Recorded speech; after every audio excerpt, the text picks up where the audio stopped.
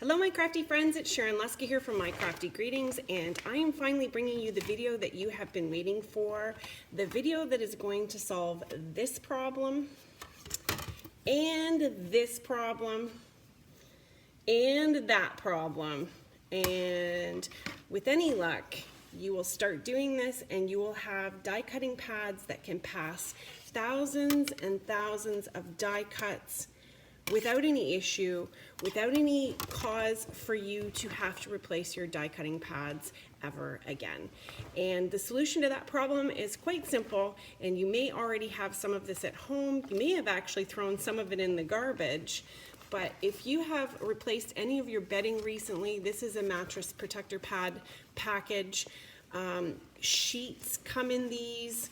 If you are going to have your bedding redone in your bedroom, a set like this will have vinyl, and it is vinyl that is specifically what we're looking for. We're looking for the thickest grade of vinyl that you can find on any of your packaging. Go ahead and cut it up so that it fits the size of your cutting pads, and you're going to start using that to stop messing up your cutting pads anymore. Now, worry not. If you do not have vinyl packaging that you can cut up to use for die cutting, I have sourced a top quality vinyl. The characteristics of this vinyl I find particularly beneficial for this type of thing because it seems to bounce back very, very easily. It can be cleaned. It doesn't get cuts in it that go through and damage the vinyl so that it ends up in the garbage. I'm selling them in 2 packs, so 2 sheets like this that you can use in your die cutting machine. These ones I have sourced and vetted. I've spent almost a year now using this particular vinyl, and it's what I consider the very, very best. So without ado, let's get on to seeing how this vinyl works. And like I said, if you do not have vinyl yourself, or you want to just try what I have, I'll leave a link below where you can grab a pack of the vinyl that I've been using already pre-cut for your die cutting purposes. So here we go. Okay, so the first thing we're going to have to do is we're going to have to reduce the thickness of our sandwich. And you can see here that I have one Gemini pad and one pad that's not a Gemini pad. It's actually a Sizzix pad. And I've added a Sizzix pad into my sandwich because it's actually thinner than the original Gemini cutting pad. So I'm still using the frosted pad and my magnet, but now we've made space for my Cut Perfect sheets here. My vinyl, I use 2 of them together. And that's what I recommend for you too if you're going to be cutting up your vinyl. You want to cut 6-inch wide pieces if you're using a Gemini or a Sizzix machine, and you want to make sure that they layer over each other fairly well. So I'm just showing you here too the thickness of those 2 different pads. The Gemini one is quite a bit thicker than the Sizzix one. So not only are we making room for the Cut Perfect or the vinyl, we're going to be making a less thick sandwich that is actually going to reduce the tension on your machine, reduce the pressure on your dies and the pressure on your cutting plates. And everything's going to cut so perfectly, it is going to actually be better for your dies and your machine in the long run, as well as saving you having to buy new plates. So my top recommendation for a sandwich is a Gemini plate, a Sizzix plate, your frosted Gemini plate, your magnetic Gemini mat, and 2 sheets of the Cut Perfect vinyl. And you can cut your own vinyl if you would like. You may need 2 or 3 sheets of it, but that's the sandwich that I'm going to recommend. Okay, so choice number 2. You have 2 really great clear Gemini cutting pads, the top and the bottom, and we are going to replace or look at replacing the magnetic mat. If you can get your hands on a thinner magnetic mat, substantially thinner than the magnetic mat that you have for the Gemini, that's one option. And option number 3 is we get rid of this frosted mat. Now mine's a little bit curved, so I'm going to show you how to replace that and substitute that for your frosted mat. You can actually take and cut up some mats from the Dollar Tree, these chopping mats, and when you cut enough of them, it will replace the thickness of that cutting mat and allow us to tinker with the thickness of the total stack altogether. So what I'm doing is I'm just measuring my cutting plate here, which I already know it's 6 inches, but in case you didn't know, it's 6 inches wide. And I'm just cutting then 2 6-inch wide strips out of this chopping mat from the Dollar Tree. Now all of the chopping mats are going to be different thicknesses from different companies. Dollar Tree is available typically in Canada and the US, so it's a pretty simple thing to get your hands on, but if you do get another type of clear cutting mat or chopping mat, it might be a little bit thicker. But the whole point of this exercise is to show you how to cut the pieces and then how to test and see what thickness is going to be sufficient to get just enough tension on your die cutting machine to do the job that you need it to do with the vinyl layer in place as part of your cutting sandwich. So now I always leave these a little bit longer. The perfect cut vinyl pieces, I've left them 6 inches by 9.5. Some of them are slightly longer than that, and that just gives you more cutting surface, and I've just left these a little bit longer too. So I know for sure we're going to need 2 layers of this cutting mat, and I've got 2 more pieces here, and that is just from one package, and then I've got 1 extra piece off to the side. So I'm just comparing them visually here, the thickness, and that's one of the things that you can do. Use your eyes, stack them together, see what you think, but always start with fewer mats and work your way up to whatever's going to be the maximum you need. So before we test this particular sandwich, I'm just going to show you a couple other things that you can use as thickness in your stacks. So if you get any of these glossy mail flyers, we get them from real estate agents in our community all the time. They're nice and thick and they're laminated glossy on one side. Those will work. These are binding covers, so if you know how somebody who assembles reports with a binding machine, they are 1/4 millimeter thick. So the cutting mats from Dollar Tree, these 2 of these would be the equivalent of 1 cutting mat from Dollar Tree. And there are frosted ones as well. I can't tell you how thick the frosted ones are. They're a little bit different material. They also would work. And one of the things you may find handy if you have one, and I'm not going to say purchase one of these, but these are jewelry calipers. They're meant for sizing whatever you need in jewelry. And what I did was took the frosted mat and measured it, and it's actually 2 millimeters. So that's why the frosted chopping mats, not frosted chopping mats, the chopping mats from Dollar Tree, they are 1/2 millimeter each. So therefore, to get 2 millimeters, you're going to need 4 mats. And since we need to loosen up the sandwich, we're only going to use 3 mats. But there you can see the little line matches up to 2 millimeters. You can also use thermal pouches that have been heat sealed and just cut them up once you've got them all glued together. I've got a nice intricate Scrappy Tails A7 Hearts cover plate die here and some foiled paper with the plastic film on it, because sometimes that's a little bit of a pain in the butt to cut. So I'm also going to be adhering this with the Scotch removable tape or wall safe tape. Those are my favorite 2 types of tape to use. And the sandwich we're going to be testing is removing the frosted shim from the Gemini stack. So we're using 2 clear Gemini plates, the magnetic sheet, our cut perfect sheet, and then our shims that we made from the cutting mats from Dollar Tree.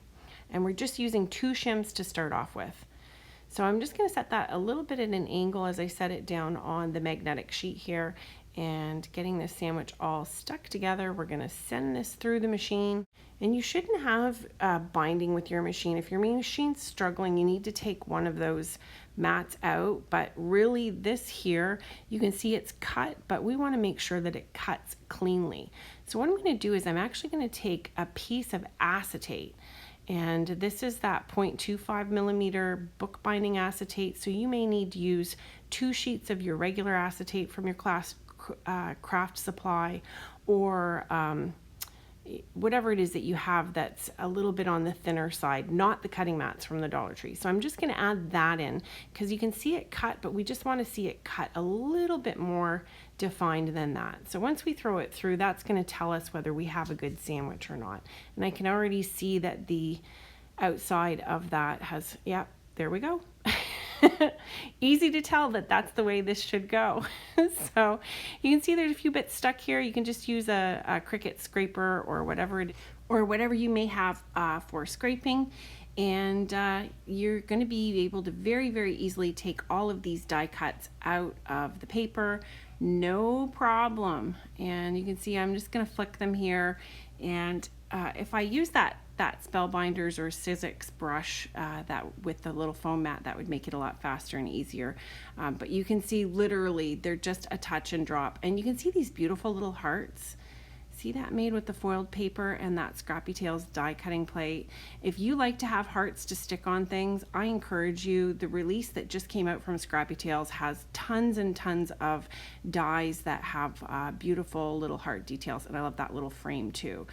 Plus these gorgeous big hearts. So you can see just literally run your fingers over it and out everything comes. And that's the nice thing about this Cut Perfect die cutting sheet, is that it's going to cut through all of your papers evenly and perfectly, no problem. It's not going to leave them bumpy or scratched up like your die plates will, and it's just going to be a total game changer. So there's a few other features that I'll get into about the Cut Perfect sheets in another video, but one of the things is that it will grab the little die cuts, and it also grabs those little hairs from the paper too. So those hairs will get caught inside the little grooves that are cut in your mat. So what I recommend is that you give them a good scrub with some dish soap. You're just gonna take them apart, and I'm using some hot tap water here. And that's going to hydrate all those little paper fibers that are in there. We're going to give them a good scrub, and that's going to get all of those little paper fibers out so that the mat can settle back to flat and allow those little tiny fissures to seal back together again. And you're going to do the same thing if you're using vinyl from bedding packaging at home. You're going to go ahead and clean them the same way. That'll help with their longevity. They won't last quite as long as these ones because, like I said, I sourced this vinyl specially, and it is a laminating vinyl, so it has some features that are different than what they use for the packaging for all of our bedding. And that's why I considered very seriously making this available to you guys. I wanted you to have the option of being able to do this at home for no money if you had vinyl packaging. And if you decide that you want to give mine a try, I wanted to be able to make that affordably available to you. Now I have a limited supply right now and an introductory price, and I'll only be selling to US and Canada just until I can get myself a little more stabilized with this and see how it does, whether it's something that everybody wants or what's going to happen. I know I will never go back to die cutting the same way again. So is this pretty amazing? Are you excited about what I've just shown you? If you haven't subscribed to my channel, I'm gonna say definitely you should. I come up with stuff like this all the time. And if you're already a subscriber, you know I'm gonna need a thumbs up, and I would love for you to copy the link for this video and share it with your friends on your Facebook feed. That will make sure everybody gets this information. Now just quickly, I'm gonna show you with the Cut Perfect sheets and foiled paper, one of the most irritating things that I've ever experienced is using the old die cutting plates and the cut marks that they have in them, transferring and leaving etch marks on my projects, especially if you're doing like a large circular die cut or a square die cut, rectangular die cut, and you want to keep your paper nice and smooth. You put it through and you've got cut marks in your die cutting plate, and then it leaves all kinds of terrible mess all over your project. So there it is there, having cut through with that Cut Perfect sheet, or having gone through with the Cut Perfect sheet, and you can see how perfect that is.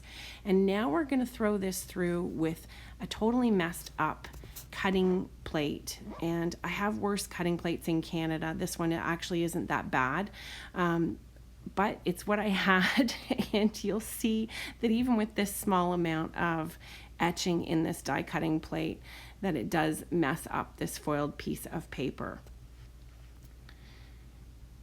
And if I wiggle it around here, you'll see it a little bit better. That I would not want to put on my project. So anyways, I'm going to show you quickly, if you want to change the sandwich or the layering pieces for the Sizzix machine, take out the little rod at the back of the die cutting plate and just remove the number 2 shim. That's the thicker one, and you're going to just leave the thinner one in place. So we're going to use 3 of the chopping mats here, and then we're going to use our regular clear Sizzix plate, and then I've got this A6 something trees cover plate die. I love this thing. Oh my gosh, I've made so many cards with it. Anyways, we're going to put that through.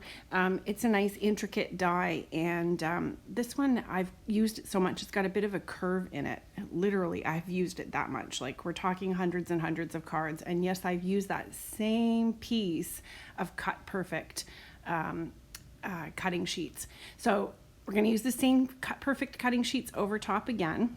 So I'm just getting all of these mats lined up here so that we're over top of the right things.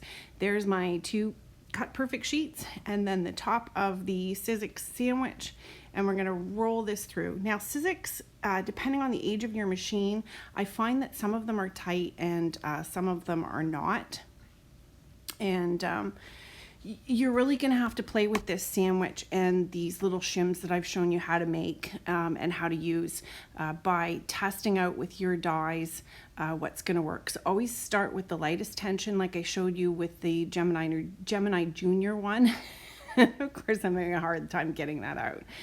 So use the least number of shims that you can. So I will show you too how to make this a little bit lighter tension, because I think that that's a little too much tension right there, because that really pushed the paper into that die. So I like to fit this right back into my 5x7 sheet. So what you can do is just substitute a thicker piece of acetate for one of those chopping mats, and you can put that through doing the same sandwich again.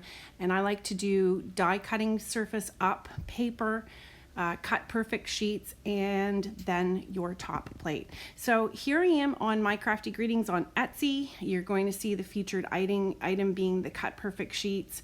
I just accessed through the Canadian site. You can access through the American site. The links are going to be below, and hopefully that helps you out. I will come back with a lot more tips on die cutting, and we'll go from there. Thanks for joining me. Bye.